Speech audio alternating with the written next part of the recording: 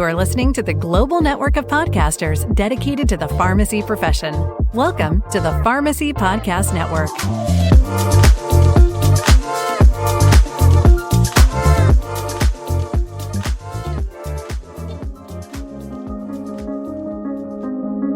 Welcome to the Master the Margin podcast, your dose of pharmacy accounting and tax topics to help you take your pharmacy to the next level. Good morning, everyone. Thanks for listening in to another episode of this is the Master of the Margin podcast with myself and Kathy Blanchard. And this is where we talk about kind of accounting specific items, Kathy. And there's no shortage of topics we can discuss. Yeah, it took us 5 minutes to figure out today's topic. It did, but we got like 10 topics out of it. So today we're going to talk about the fixed assets. So we're going to stay on the asset section of the balance sheet. We previously have been touching on the asset section of the balance sheet. Of course, that balance sheet is the key statement you need to be reviewing. So we're going to focus on that in the next few episodes. And today, again, is going to be the fixed asset section of the balance sheet. And the fixed assets, Kathy, is those capital type of expenses, purchases, right? Furniture, fixtures, computers, vehicles, leasehold improvements, sometimes the building and land. But yeah. And when we're talking about the fixed assets, there's a few best practices with this.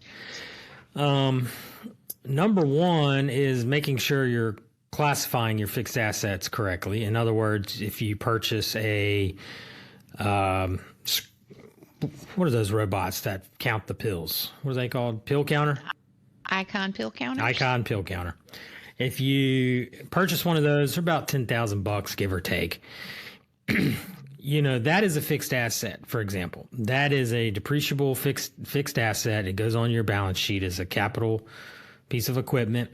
It is not just written off and expensed on the P&L in that manner. So it needs to go on as a fixed asset, and you depreciate or write that off over a period of time. Now, that's where your CPA would get involved there, Kathy. Your CPA would determine that write-off period, but there are sections of the tax law, and we can probably get into this on another episode, where you can aggressively write that off. So whereas maybe a robot like that or a script pill counter would be a 5-year write-off under the IRS rules, you know, there could be provisions in the law that allow you to take that write-off in year one. Mm-hmm. So planning is a key part of fixed assets. Fixed assets should definitely be part of your planning, tax planning, and strategy in that regard. Kathy, the other thing is at the end of the year, reviewing that fixed asset schedule, right? That's right, because you want to sit down with your accountant, pull that depreciation schedule from last year, review it from top to bottom. Don't just go to the bottom and see what you didn't add. Start at the top and see what you've got. We saw one this past week that had assets from 1982. Yeah. So they had computers from 1982. They had printers and phone systems. As a matter of fact, they had 4 phone systems.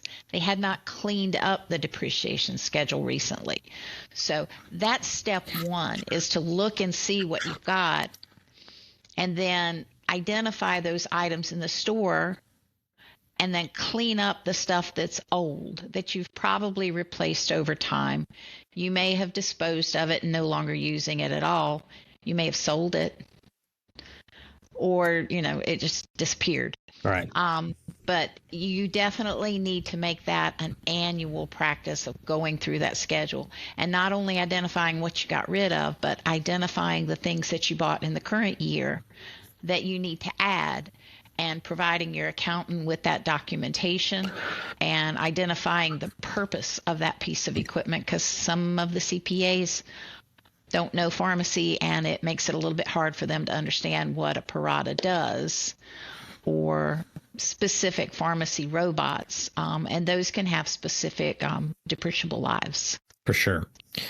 And I guess the last thing would be here of the 3 points, Kathy, would be getting an estimate of your accumulated depreciation for the current year. There you go. And booking that on a monthly basis. Your accountant can adjust it to the actual amount at the end of the year, but making sure you're at least plugging something in monthly for that expense, again, to add additional integrity to your balance sheet, but to make your profit and loss statement more accurate on a monthly and year-to-date basis. That's exactly right. Getting that estimate in there is important to give you the best kind of picture of what's happening in the pharmacy in terms of your P&L. And when we're talking about P&L later on in further episodes, having all these pieces tied together is important. So with that is kind of the fixed assets 101, I guess, if you will. 201, 301, 401 would go into that real tax planning piece behind it. But hopefully that's helpful for everyone listening in. Until next time, we'll see you on our next episode. Thanks for listening in.